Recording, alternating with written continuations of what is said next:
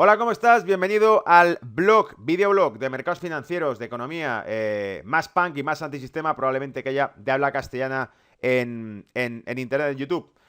Y si hay otro, pues dejármelo en los comentarios para que le eche un vistazo y quizá me suscriba y todo, ¿vale? Bien. Alguno pensará, ¿qué demonios hago con unas gafas de sol en este video reporte cuando habitualmente no estoy con gafas de sol? Bueno, el motivo es que no estoy haciendo el vídeo desde el lugar habitual, no estoy en la oficina, sino que lo que estoy es en casa. Y me tengo que poner un foco delante de la cara para que se ilumine bien, porque si no tengo aquí iluminación suficiente. Pero claro, si me pongo ese foco, pues me voy a quedar ciego cuando esté leyendo los artículos que he traído. Así que no ha sido una mala idea. Las gafas las tenía por aquí encima de la mesa y he dicho, pues bueno, ya está. Gafas para adelante y empezamos. Portada de esta semana, fotos curiosas, ¿vale? No me he vuelto loco, una foto de un planeta ardiendo, una calavera dentro del dólar, Mario Draghi ahí iluminado, y las banderas chinas. Bueno, pues cada cosa tiene su significado. La primera, la de la pelota, ese planeta ardiendo, es porque voy a hablar del calentamiento global. ¿Y qué tendrá que ver el calentamiento global con este blog financiero y económico? Bueno, pues tiene mucho que ver cuando empecemos a hablar de cómo la recesión económica en Europa parece que es algo ya palpable, cuando hay cada vez más presión, incluido Mario Draghi, ejerciendo más presión para que se inicien estímulos de inversión por parte de Alemania, Países Bajos y otra serie de países dentro de Europa para evitar una recesión dentro de Europa, ¿vale? Y entonces, ¿qué pinta el calentamiento global en todo esto? Pues ya os lo digo, que el hecho de que estemos escuchando durante las últimas semanas constantemente hablar del calentamiento global tiene quizá algo que ver con lo que acabarán buscando, que son nuevas fuentes de financiación para el déficit público, es decir, nuevas fuentes de ingreso fiscal, nuevos impuestos, ¿vale? Y profundizaré sobre esto porque es bastante polémico, pero veréis mis razones y parte del dato que he traído, ¿vale? Datos curiosos que siempre trato de revelar en este canal cuando hablamos de economía, ¿vale? Mario Draghi iluminado, por supuesto, porque vamos a hablar de eso, de exactamente qué ha dicho Mario Draghi sobre ese estímulo que deberían tener el resto de países de Europa. No es nuevo, hace años ya que lleva haciendo estos comentarios en los discursos, pero ahora se empieza a hacer cada vez más evidente cuando Alemania está entrando en recesión prácticamente confirmada, ¿vale? La calavera en el dólar viene por un artículo muy interesante que he encontrado que habla de canibalismo monetario. Nos dice que el dólar está consumiendo su propio valor década tras década. La política monetaria que ha llevado a cabo la Reserva Federal ha hecho que el propio dólar se autoconsuma y valga cada vez menos. Por eso ese canibalismo monetario, dinero fiat canibalizándose, ¿vale? Así que os sacaré un poco el desglose de ese artículo norteamericano que he encontrado, muy interesante que habla de este tema, ¿vale? Y ya las banderas chinas simplemente como referencia a la cancelación del viaje la semana pasada de una delegación china que aparentemente lo que creía era visitar las granjas agrícolas en Estados Unidos y al cancelar este viaje se ha interpretado como que realmente es un paso atrás también en esa negociación comercial en la cual aparentemente China iría enfocada a comprar más producto agrícola norteamericano como medida amistosa, ¿no? Para vencer esos aranceles contra China. Bien, arranco con todo esto. Vais a ver que material hay de sobra para ir contando cosas en este video reporte. Espero que no se haga excesivamente largo, ¿vale? Si no lo estás, te invito a que te suscribas al canal, porque bueno, trato de ponerte al día de todo semanalmente, ¿vale? Punto número 1, la OCDE advierte de un frenazo económico a nivel mundial. Es decir, ya no es que lo esté diciendo yo en Brújula de Mercado, que haya hablado de las cifras, la inversión de curva de tipos que hablaba ya el año pasado de Italia, de cómo la curva de tipos de Italia, de España, estaban adulteradas en comparación con la de Alemania, o incluso la curvatura que tomaba la curva de tipos en Estados Unidos ya del año pasado, 2018, a principios de 2018, etcétera, ¿vale? Ahora es la OCDE la que ya empieza a mostrarnos que efectivamente cuando el río suena es porque agua lleva. China cancela su viaje a las granjas de Estados Unidos. Growing pressure on Eurozone economics to launch stimulus. Crece la presión en la eurozona para lanzar estímulos económicos. La representante en Europa del Movimiento 5 Estrellas dice que no hay un enfrentamiento con la Unión Europea, pero sí debería terminar la austeridad. Austeridad, política fiscal y cambio climático. Y Fiat Money Cannibalization, la canibalización del dinero fiat, ¿vale? Eso es el programa que traigo para esta semana en Brújula de Mercado. Brexit, guerra comercial, recesión en Alemania. La OCDE advierte de un frenazo económico a nivel mundial. Un informe multimedia difundido este jueves por la Organización para la Cooperación del Comercio y el Desarrollo, la OCDE, advierte que la economía global afronta serios vientos en contra y el lento crecimiento se está consolidando de una forma preocupante. Como causas más determinantes, el texto señala a la guerra comercial entre Estados Unidos y China, el temor a un Brexit sin acuerdo, a la recesión económica que sufre Alemania también. Estos tres temas son los que hemos ido tratando durante prácticamente meses en Brújula de Mercado, y vemos que ahora pues ya forman parte de esa sección en la que no se pueden ocultar por más tiempo. Las autoridades económicas globales, internacionales, pues asumen que esta conjugación de factores es la que realmente va a detonar esa recesión global, ¿vale? Nuestro miedo es que estamos entrando en una era en la que el crecimiento se queda atrapado en un nivel muy bajo, admite la economista jefe de la OCDE, Laurent Bond. Ese escenario resultaría, en opinión de los autores del estudio, peligroso para el crecimiento y obviamente para el empleo. El informe explica que la economía global se ralentizará hasta crecer solo un 2,9% este año y un 3% en 2020. Estos datos resultan preocupantes en la medida en que hace solo 4 meses todavía se proyectaba un crecimiento del 3,2% para el año y el 3,4% para 2020. Es decir, están recortando a la baja el crecimiento y rectificando las cifras que hace 4 meses eran válidas.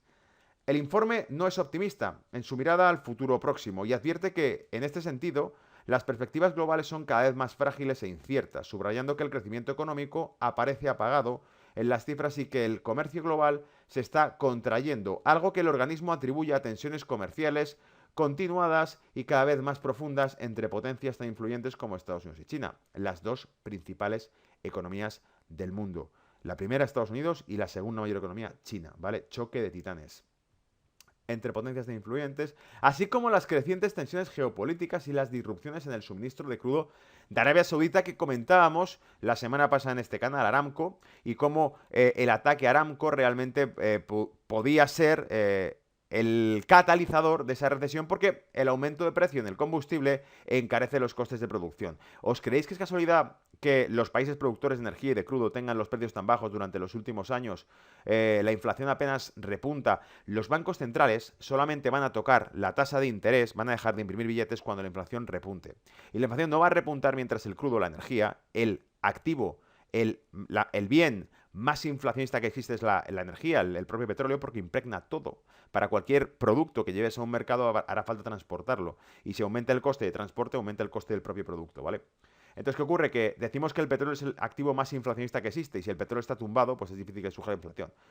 En ese caso, es cuando una energía barata es cuando conseguimos que el resto del planeta no entre en una recesión económica, porque los costes de producción son más bajos. Pero si le sumas la caída de la actividad comercial en la guerra comercial entre China y Estados Unidos, una menor demanda de combustible por parte de China, que es el mayor consumidor de crudo del mundo, si entra en recesión, y lo ha hecho porque la actividad industrial está decreciendo, si entra en recesión y consume menos energía, evidentemente el precio del crudo cae, ¿vale?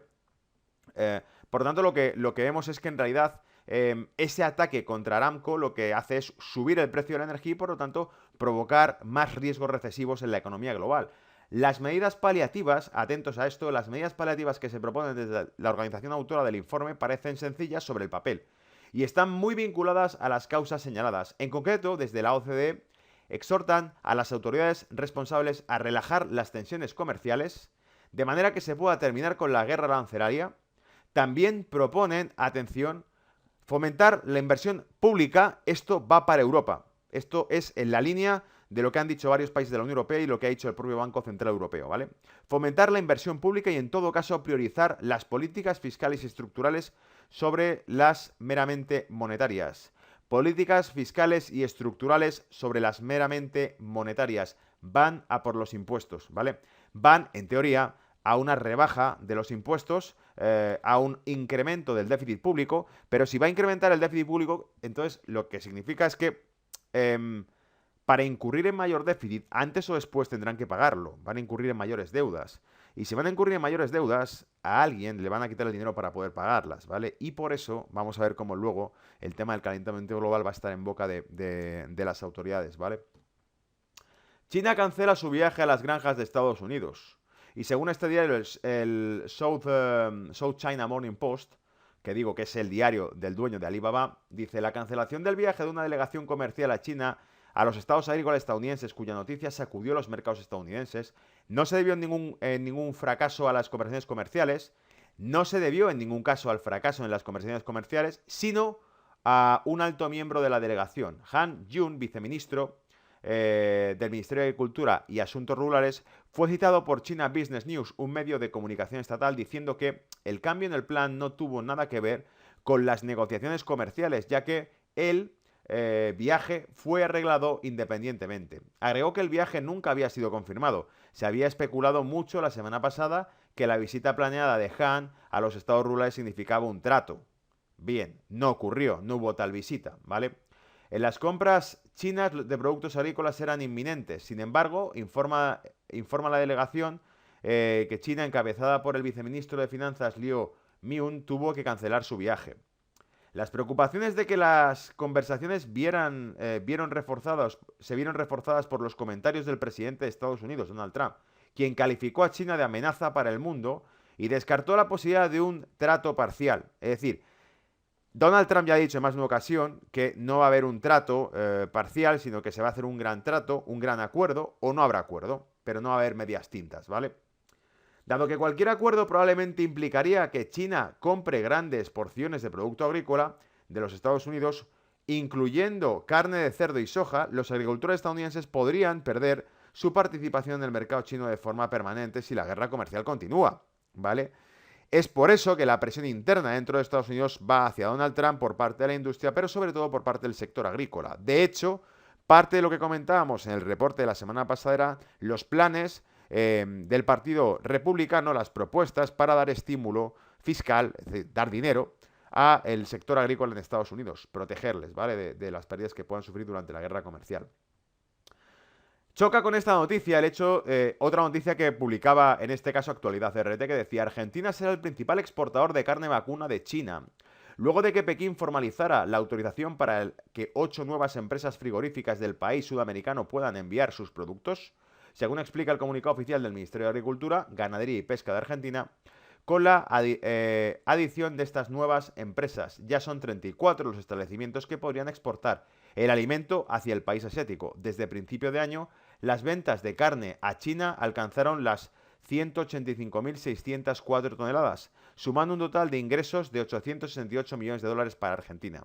Es decir, que lo que estamos viendo es cómo la carne, lo que busca China son socios sustitutivos. Si deja de comprar producto agrícola a Estados Unidos, se lo va a comprar a otros. En su momento dijimos que uno de los candidatos a suplir la demanda de producto cárnico agrícola de China era Alemania, incluso, tal vez España, la soja de Brasil en vez de la americana, ¿vale? Y aquí entra uno de los artículos interesantes. Crece la presión en la eurozona, en las economías de la eurozona, para lanzar estímulo.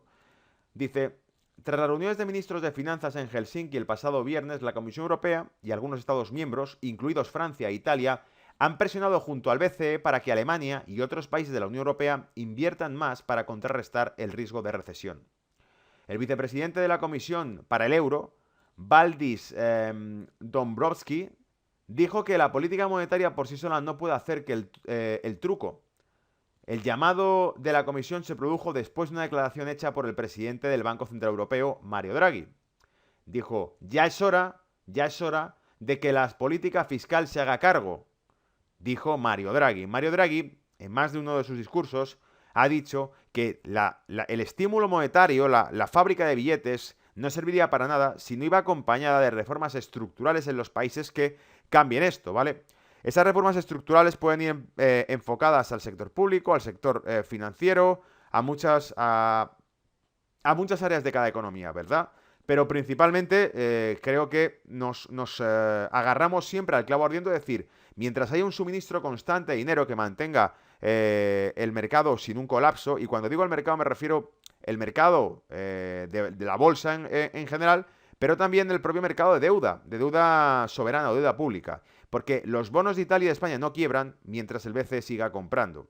Eso quiere decir que los gobiernos de España e Italia se pueden portar bien, pueden seguir lo que les dicta Bruselas, pero no sienten el riesgo de realmente de quebrar, porque hay una máquina de billetes que compra su deuda constantemente, ¿vale? Entonces, les dijo a Alemania y a los Países Bajos que activaran sus planes de inversión lo antes posible. La demanda de Draghi se produjo en reconocimiento a los límites de su arsenal monetario. Realmente creo que es la hora de decidir y tener más inversiones, más crecimiento y más prosperidad, dijo el ministro de Finanzas francés, Bruno Le Maire. Es decir, hasta el ministro de Finanzas francés se ha sumado a esa petición de Draghi diciendo es hora de gastar billetes y de generar estímulo en Europa. Esto es lo que en más de una ocasión en este canal he llamado el perpetuo ajuste económico de Bruselas al resto de Europa. Y tiene un motivo claro, en mi opinión, ¿vale? Y hablando de esto desde el año 2010 que empecé a teorizar con eso.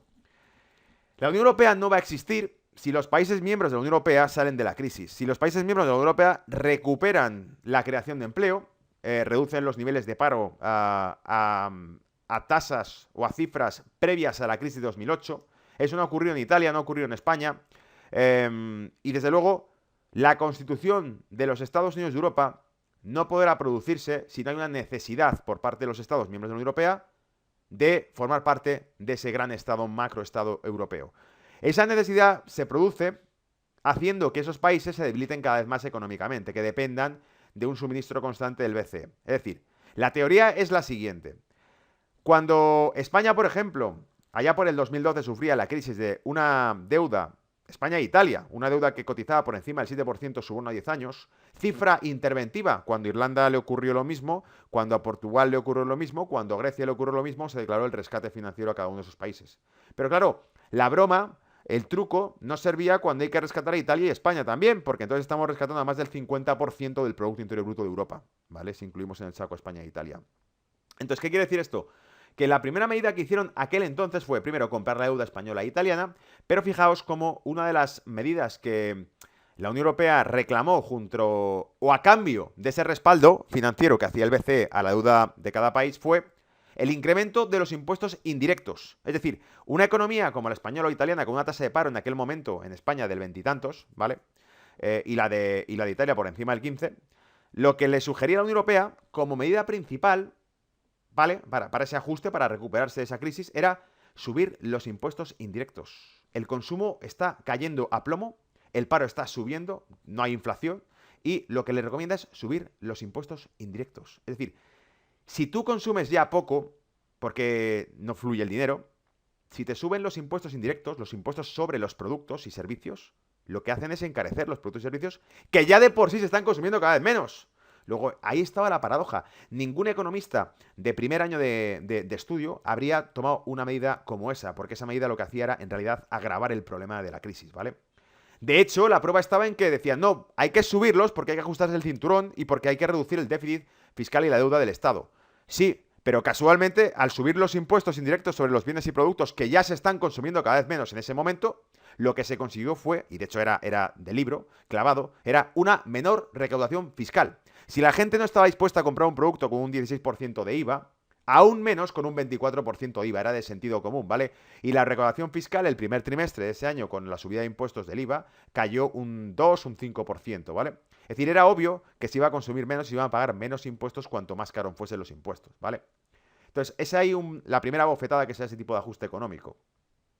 Aquí decía, voy a Helsinki a discutir políticas europeas, comenzando por la necesidad de una política fiscal más expansiva, dijo Roberto Gualtieri, el ministro de Economía de Italia, que participó en su primer Eurogrupo, informó Reuters. Es decir, el ministro de Economía de Italia se suma al ministro de Finanzas francés con la misma historia. Ambos hablan de que hace falta estímulo fiscal, que hace falta recortar impuestos, bajarlos, generar algún tipo de incentivo a la gente para que la gente empiece a invertir o a generar negocio, porque si todo lo que tenemos que pagar son impuestos por todas partes y ya no hay motivación para recuperarse de una crisis como esta, entonces, ¿quién va a invertir? ¿Vale?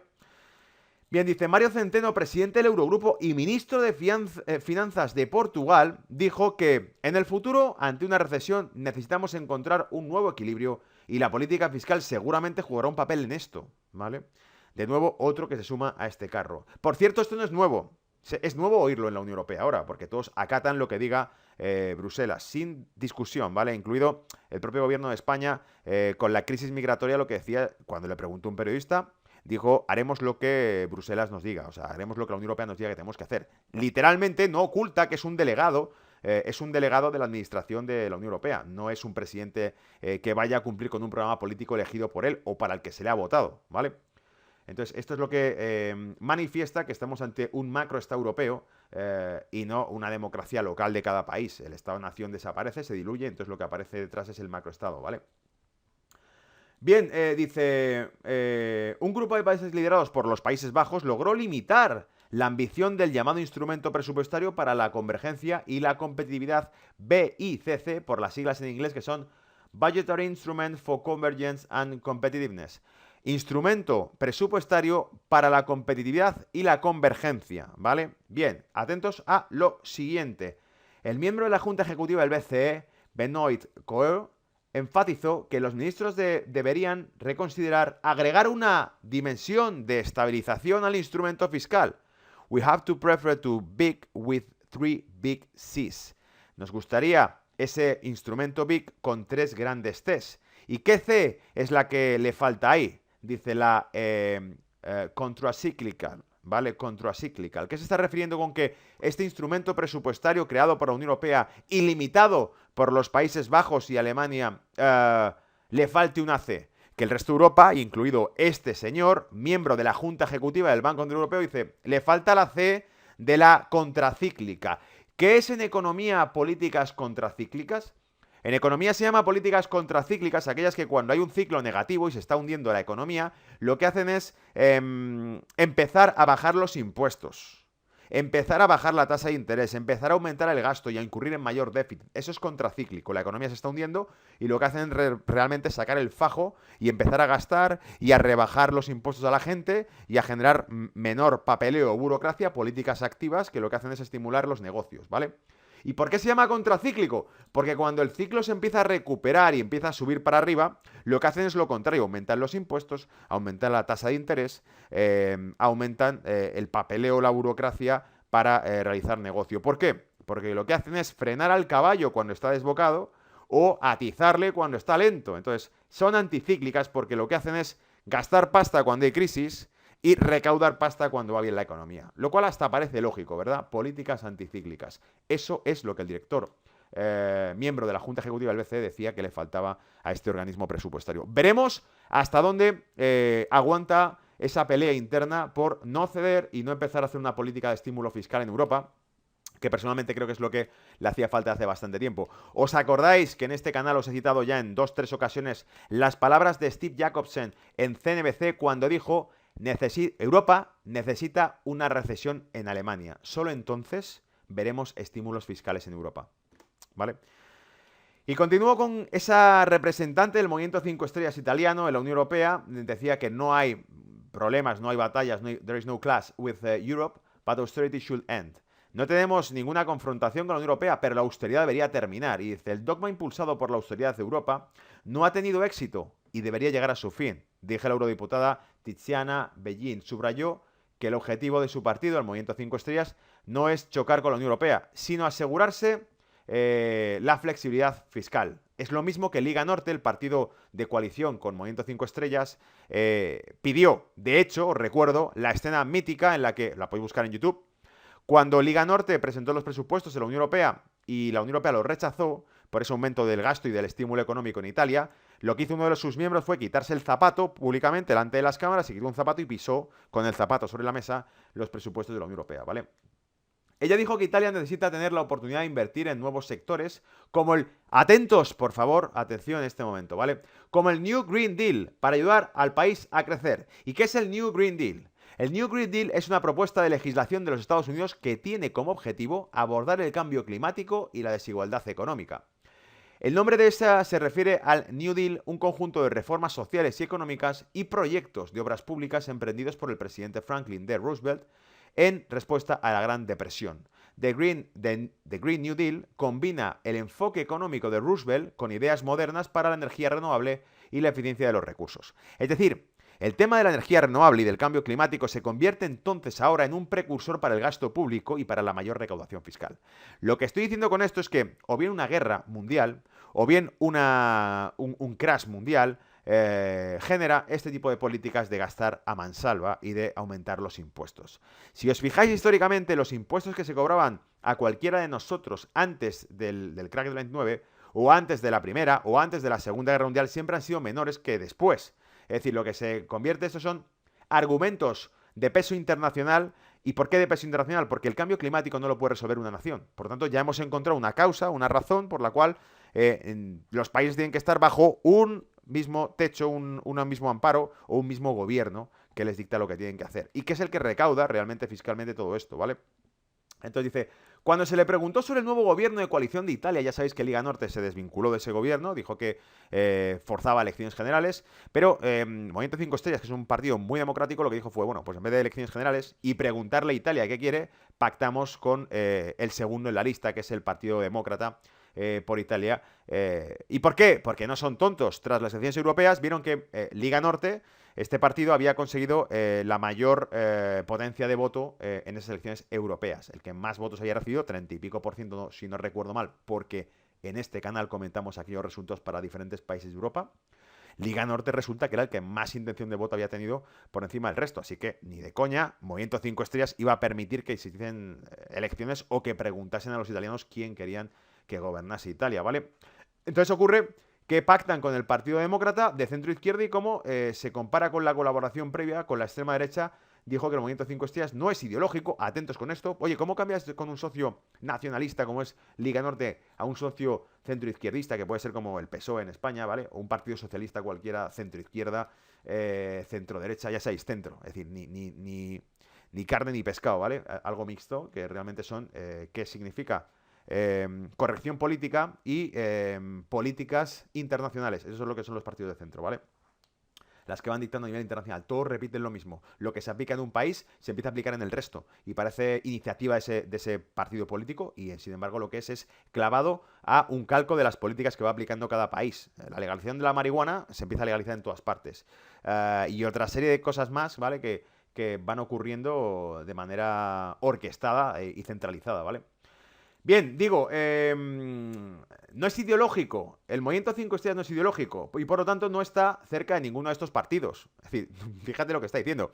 Somos un partido político, pero no somos ideológicos y entonces podemos aliarnos con un partido nacionalista y de derecha o con un partido de centro izquierda. ¿Qué más da? No somos ideológicos. Nos da igual un partido que otro, ¿vale?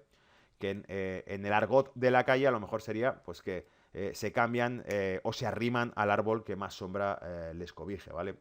Refiriéndose al Partido Demócrata, el actual socio de coalición, Begin dijo que 5 Estrellas tiene otros puntos comunes, ya que parecen estar, entre otros, más comprometidos con los problemas ambientales. ¡Bingo! Acabamos de saltar un partido político que va a ir por ese lado, por el tema del cambio climático, ¿vale? Y entonces, aunque es un tema polémico, lo del cambio climático, sé que a lo mejor me pongo a hablar de este tipo de cosas y alguno me va a freír en comentarios diciendo que hay que salvar al planeta y cosas así, ¿vale? Dice, acordaos de esto, por favor. Francia, ya lo comenté en este canal también cuando eso ocurrió, Francia no tragó con la subida de impuestos por el cambio climático, porque de eso va el cambio climático, de cobrarte más impuestos. No va de otra película, va de lo siguiente. Estás destruyendo el planeta, hay que empezar a hacer mayor gasto, mayor protección medioambiental y para eso hay que gastar dinero y fajo, ¿vale? Y como hay que gastar dinero, tenemos que cobrarte, ¿vale? Y además, como es una causa tan romántica y tan bonita, salvar el planeta y la naturaleza, que desde luego no soy yo alguien que promueva la destrucción de la naturaleza, lo que estoy diciendo es que a costa de ese argumento lo que van a hacer es cobrarte más impuestos, que al fin y al cabo lo que querían, ¿vale? Otra cosa será cómo y cuándo y en qué o de qué forma se van a gastar tu dinero en proteger el medio ambiente, que esa es otra película, ¿vale? Pero la cuestión está en que te quieren cobrar más impuestos y ya han encontrado una causa para hacerlos. Y además, si te niegas a este tipo de política, el malo eres tú, porque no quieres salvar tu planeta, ¿vale? Entonces dice, Macron descarta un aumento de impuestos a combustible frente a las protestas de chalecos amarillos. El gobierno francés elimina la medida del presupuesto después de semanas de protestas que dejaron en llamas partes de París. Noticia de Bloomberg. Macron solamente se desdijo de esa subida de impuestos cuando vio realmente que el país se le ponía patas arriba. Pero la movida estaba en que iban a aumentar los impuestos a los hidrocarburos para proteger el medio ambiente. O sea, ya ibas a pagar más. Y por eso un chiste que tenemos al lado. Y es el primer ministro de Canadá con Petrocanadá, la compañía más grande de petróleo de Canadá, y con el precio del crudo a 114 dólares CAD. Y dice, estamos destruyendo el planeta. La polución no debería ser libre, gratuita. No debería ser gratuita la polución. De hecho, parte de esto es los mercados de derechos de contaminación, que también cotizan en bolsa y que también se compran entre compañías, ¿vale? Entonces te dicen, no deberíamos dejar que fuese gratuita la contaminación. Suben de 114,9 a 126,9 el precio del combustible en Canadá. Y el tipo dice, eso está mejor, ahora salvemos el mundo, ¿vale? Es decir, subimos el precio del combustible, que es al fin y al cabo lo que querían, trincar una parte del pastel más grande en impuestos sobre la energía, ¿vale?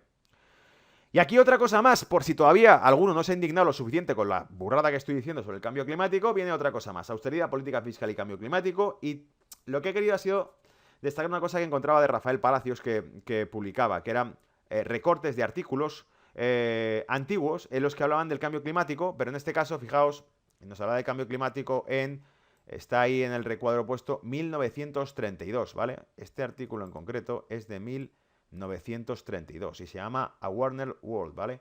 Un mundo un calentador. A Warmer World es un mundo calentándose, ¿vale?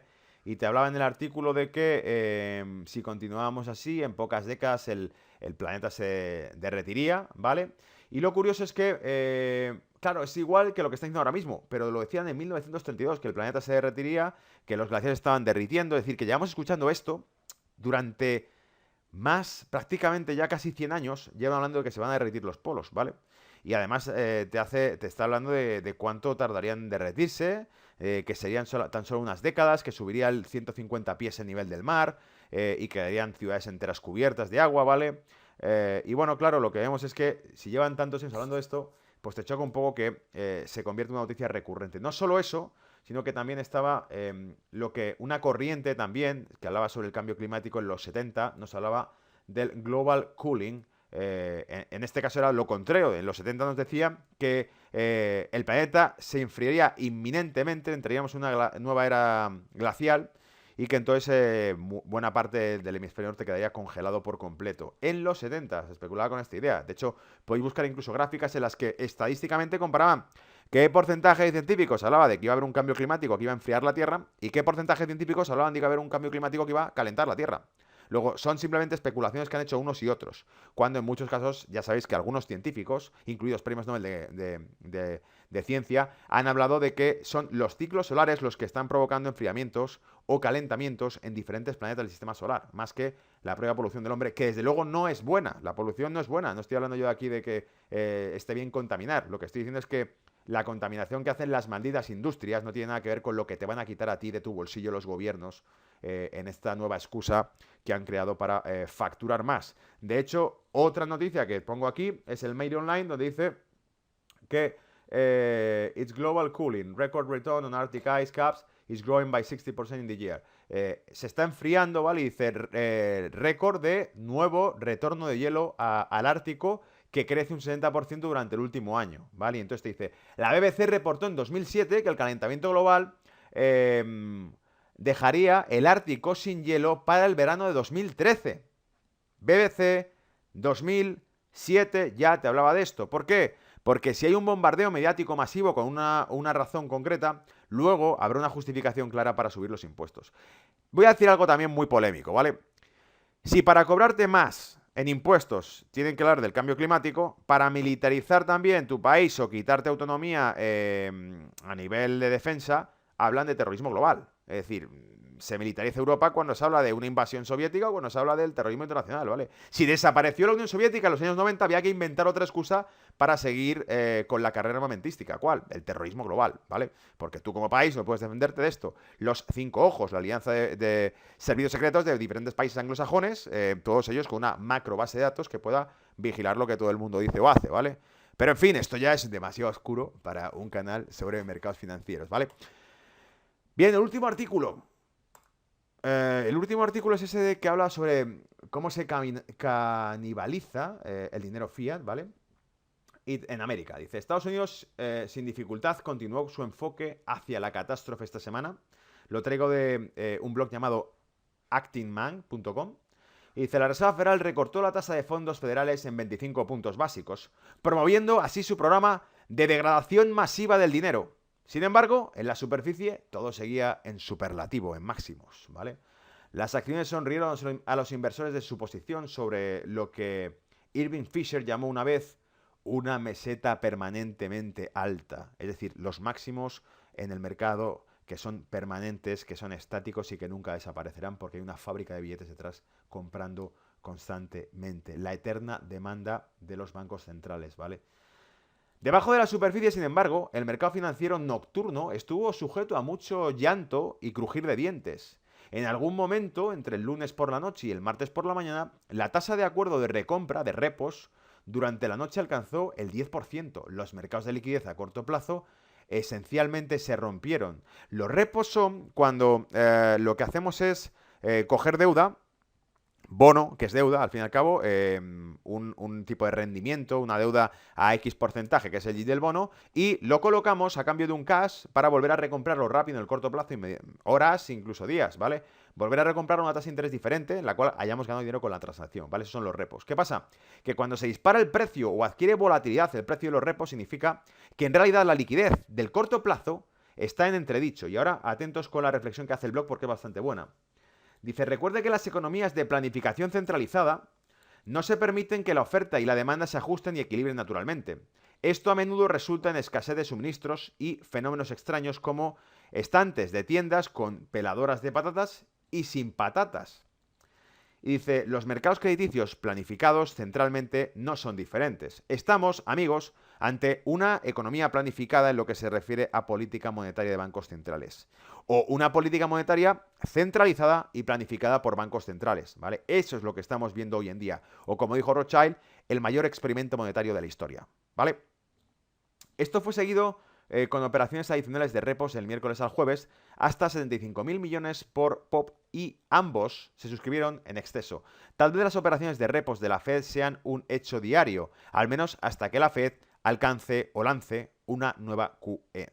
El blog está hablando de algo que ya he comentado en radio y que he comentado en los reportes anteriores que hemos hecho, inmediatamente anteriores, que fue el dato que observamos y que comenté la semana pasada. Fijaos que en 2017 la subida de tipos de la Reserva Federal no provocó un encarecimiento del dólar, pero lo que sí lo provocó fue el inicio del desmantelamiento del balance de la Reserva Federal. La venta de activos que han comprado durante toda la QE fue lo que empezó a encarecer rápidamente el dólar durante el 2018. Esto quiere decir que, en realidad, el dólar no va a abaratarse hasta que no vuelvan a reactivar las compras, por mucho que suban los tipos de interés. El mercado ya no responde realmente a la tasa de interés que tiene la propia moneda, sino que lo que responde es lo que realmente hace la máquina de billetes, que es comprar activos. En cuanto empiece a comprar activos, volverá a meter nuevos dólares en el mercado y entonces el precio del dólar volverá a caer, que es lo que ha ocurrido. Subió solamente cuando empezaron a absorber dólares y a volver a colocar activos en el mercado. No ha funcionado, quieren abaratarlo, bajan los tipos, el dólar sigue fuerte contra el resto de monedas, especialmente contra el euro, por ejemplo, que lo hemos visto, ¿vale? ¿Qué va a ocurrir? Que la única manera de abaratarlo va a ser cuando empiecen de nuevo a darle a la manivela y empezar a fabricar otra vez dólares, billetes en la QE, ¿vale? Recuerde que en las economías de planificación centralizada no se permite que la oferta y la demanda se ajusten y equilibren naturalmente. Esto a menudo resulta en escasez de suministros y fenómenos extraños como estantes de tiendas comparadoras, esto ya lo hemos leído. A través de sus políticas de control de precios, la tasa de interés, la Fed crea un entorno para desajustes de liquidez. Es decir, disparidades en la oferta y la demanda. Entonces la Fed debería intervenir con controles de precios aún mayores para arbitrarlos.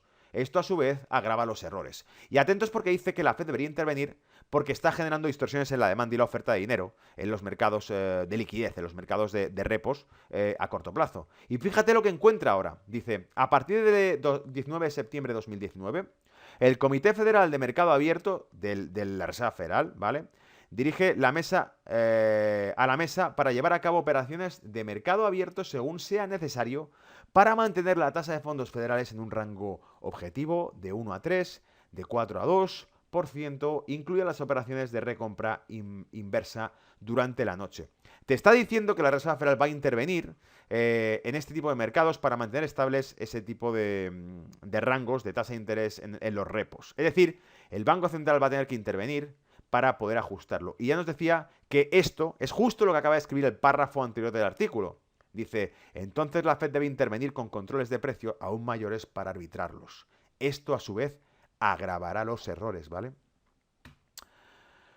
No hay final feliz para esta locura. Tercero, habrá un infierno que pagar y usted podrá pagarlo. Mientras estaba en el cargo, el ex vicepresidente Dick Cheney comentó una vez que los déficits no importan. ¿Os dais cuenta cómo todos los artículos que estamos comentando se relacionan con lo mismo? El aumento del déficit fiscal y el aumento de la presión fiscal en algún momento, ¿vale? Dice, los déficits no importan, decía este político. Su implicación fue que los déficits no son importantes para los votantes. La gente le da igual que haya déficit, mientras estemos dando pues pan y circo, ¿vale? Tenía razón en ese momento y lo es ahora. Los miembros del Congreso no les importan los déficits. Si recuerdan, no hubo resistencia real a la reciente suspensión del techo de la deuda y el aumento del gasto federal.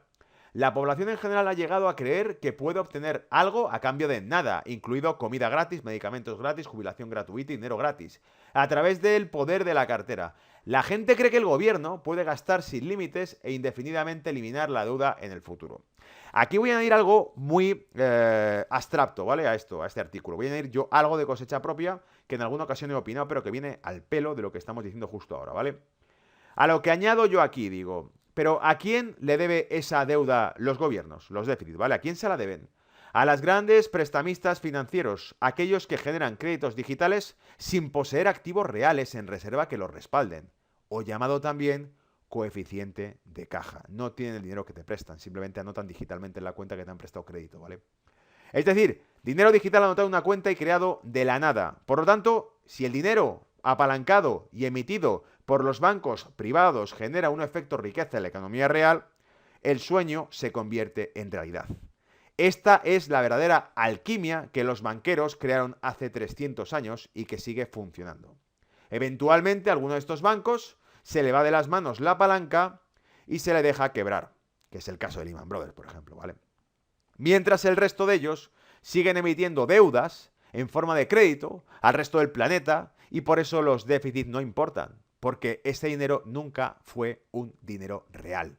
Nunca fueron activos reales, simplemente es impresión de dinero. Lo que hacen los bancos centrales hoy en día, lo hacen como modelo de negocio la banca en general con la creación de créditos sin tener suficiente cash para respaldarlo. O dicho de otro modo, como dijo también Mario Conde, los bancos son insolventes por definición, porque ningún banco tiene suficiente capital para respaldar el crédito que ha prestado, ¿vale? Por eso cuando se producían los rescates bancarios a diferentes bancos, incluido por ejemplo en el caso de Bankia en España, los periódicos hablaban, y a mí personalmente me han preguntado en algún medio de comunicación, ¿cuánto era suficiente los 30.000 millones de rescate bancario hecho dentro de España para Bankia? ¿Era suficiente? Bueno, eso depende de si el público piensa que es suficiente, porque solo Bankia sabe cuánto ha prestado en crédito y cuánto tiene en caja para hacer frente a ese apalancamiento. Solamente Bankia sabe, le hemos liado gorda, tenemos 30 kilos en reservas, en coeficiente de reserva, y tenemos prestados 3.000 millones, ¿vale? Y si no tenemos liquidez ahora para hacer frente a nuestros pagos, ¿de dónde vamos a sacar ese dinero? ¿Vale? Entonces, esto es el apalancamiento bancario y este es el gran negocio, el juego de juegos, ¿vale? Por supuesto, la Fed seguirá presionando los límites de lo que puede y no puede controlar en un intento inútil de mantener las cosas juntas. Proporcionará un flujo continuo de liquidez a los mercados de crédito sin reservas. ¿Qué opción tiene? Es decir, ¿qué le queda? Solamente generar billetes para evitar que esto pete y quiebre, ¿vale?